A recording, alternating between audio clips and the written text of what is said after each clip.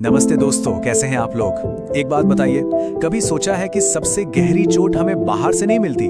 हमारा अपना दिमाग, हमारी अपनी ओवरथिंकिंग हमें तबाह कर देती है। हमारी आदत बन चुकी है हर अच्छी चीज पर शक करने की। आप देख रहे हैं पीसफुल वेल्थ, जहां हम पावरफुल मोटिवेशनल इनसाइट्स शेयर करते हैं जो आपको अपनी लाइफ और अपने गोल्स को सीरियसली लेने के लिए पुश करते हैं। बहुत से लोग रेगुलर वीडियोस देखते हैं पर सब्सक्राइब नहीं करते। अगर ये बातें सच में आपकी लाइफ में थोड़ी भी वैल्यू ऐड करती हैं, तो अभी इस चैनल को सब्सक्राइब करें और बेल आइकन प्रेस कर दें। चलिए आगे बढ़ते हैं। सच बताऊं, सबसे ज्यादा दर्द वहां नहीं होता जहां हमें धोखा मिलता है। दर्द वहां होता है जहां सब कुछ बिल्कुल परफेक्ट होता है, लेकिन हमारा दिमाग उस परफेक्शन पर विश्वास ही नहीं कर पाता। क्या सच में ये इंसान मेरे लिए है? कहीं मुझे छोड़ तो नहीं देगा? ये छोटे छोटे सवाल हमारी खुशियों को अंदर से खोखला कर देते हैं। और ये आदत कितनी डेंजरस हो सकती है, आइए इसे एक बहुत ही डीप और हार्ट टचिंग कहानी से समझते हैं। पहला हिस्सा, the hidden trap of love, प्यार का छिपा हुआ जाल। सोच के देखिए, एक घने जंगल में दो पंछी थे। मेल बर्ड अपना सब कुछ अपनी पार्टनर की खुशी के लिए लगा देता था, पर उस फीमेल बर्ड के अंदर धीरे धीरे एक शक आने लगा। ये मेरे लिए इतना कुछ करता है, पर क्या सच में इसका दिल यहाँ है या कहीं और? अब ध्यान देना, वो बुरी नहीं थी, वो क्रूअल नहीं थी, वो सिर्फ इनसिक्योर थी। और यहीं से शुरू हुई उनकी रोज की बहस। जब डाउट दिमाग में घर कर जाए ना, तो सच्चाई किसी को दिखाई नहीं देती। दूसरा हिस्सा, a dangerous test of loyalty, वफादारी का वो खतरनाक इम्तिहान। एक सर्द दोपहर, उसकी ओवरथिंकिंग और शक अपने पीक पर था। उसने एक फाइनल टेस्ट लेने का सोचा।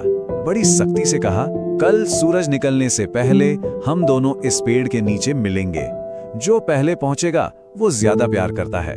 लेकिन रुको, अब इस मेल बर्ड का रिएक्शन सुनो।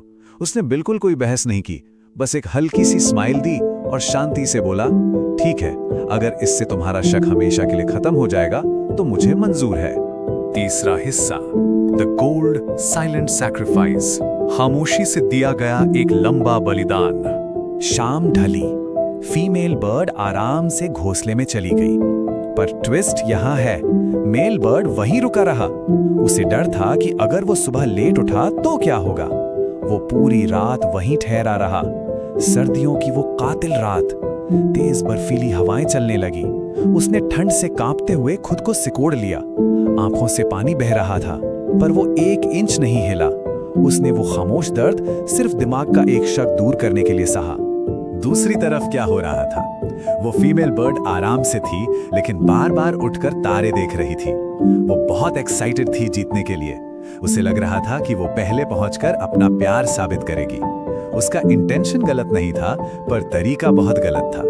प्यार कोई कंपटीशन नहीं है दोस्तों, जिसे जीतना जरूरी हो। आखिरकार सुबह हुई, आसमान हल्का नीला होने लगा। वो तेजी से उड़कर उस पेड़ के पास आई। दिल जोर से धड़क रहा था। उसने इधर उधर देखा और सांसें रुक गई। डाल खाली थी, वो वहां नहीं था। एक सेकंड के लिए दिल बैठ गया। उसने तुरंत सोच लिया कि वो हार चुकी है और उसके साथ धोखा हुआ है। चौथा हिस्सा, द वेट ऑफ रिग्रेट, पछतावे का वो बोझ जो जिंदगी भर उतारना मुश्किल होता है। सुबह की रोशनी धीरे धीरे जमीन पर पड़ने लगी और अचानक उसकी नजर पेड़ के ठीक नीचे गई। बर्फ की एक हल्की चादर के नीचे एक छोटा सा आकार था। वो तेजी से नीचे आई। वो वही था। उसका शरीर बर्फ में पूरी तरह जमा हुआ था। पंख अकड़ चुके थे और आंखें हमेशा के लिए बंद थी। वो पागलों की तरह उसे गर्माहट देने की कोशिश करने लगी, लेकिन बहुत देर हो चुकी थी। और रोते रोते उसने कुछ ऐसा देखा जिसने उसे पूरी तरह तोड़ दिया। उसके जमे हुए शरीर के ठीक बगल में बसंत का एक छोटा सा फूल और उसका एक टूटा हुआ पंख बहुत ही ध्यान से रखा हुआ था। वहां कुछ लिखा नहीं था, पर वो एक साइलेंट मैसेज था। मैं गाया नहीं, मैं पूरी रात यहीं था। प्रूफ करने के लिए नहीं, बल्कि इसलिए ताकि आज के बाद तुम्हें कभी कोई डाउट ना हो। वो उसके शरीर को गले लगाकर चीख चीख कर रोने लगी। तुम पागल हो, तुम पूरी रात यहां क्यों बैठे रहे? मुझे तुम्हारे प्यार का कभी टेस्ट नहीं लेना चाहिए था। लेकिन उस ठंडी हवा में अब सिर्फ उसका गहरा दर्द था और एक ऐसा पछतावा था जिसे अब कोई मिटा नहीं सकता था। पांचवा और आखिरी हिस्सा, प्रोटेक्ट डू नॉट टेस्ट, रिश्तों की रक्षा करें, उन्हें परखें नहीं।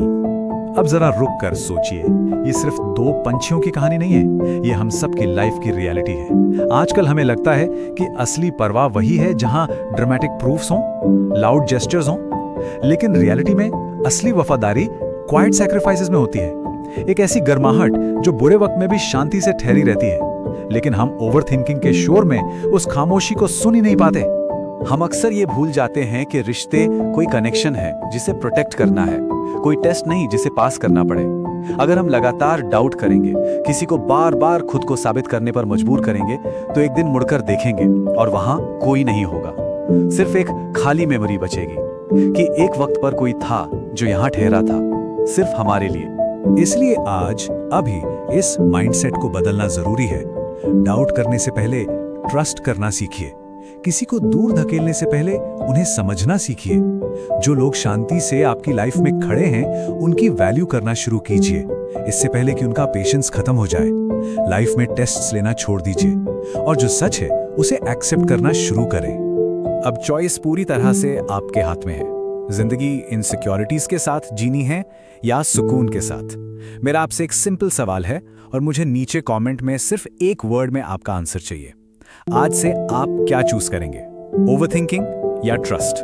अगर आप सच में अपना माइंडसेट बदलना चाहते हैं तो वेट मत कीजिए, एक्शन लीजिए। और ऐसे ही पावरफुल लाइफ लेसन्स के लिए पीसफुल वेल्थ को अभी सब्सक्राइब जरूर करें। मिलते हैं आगे, अपना ध्यान रखिए।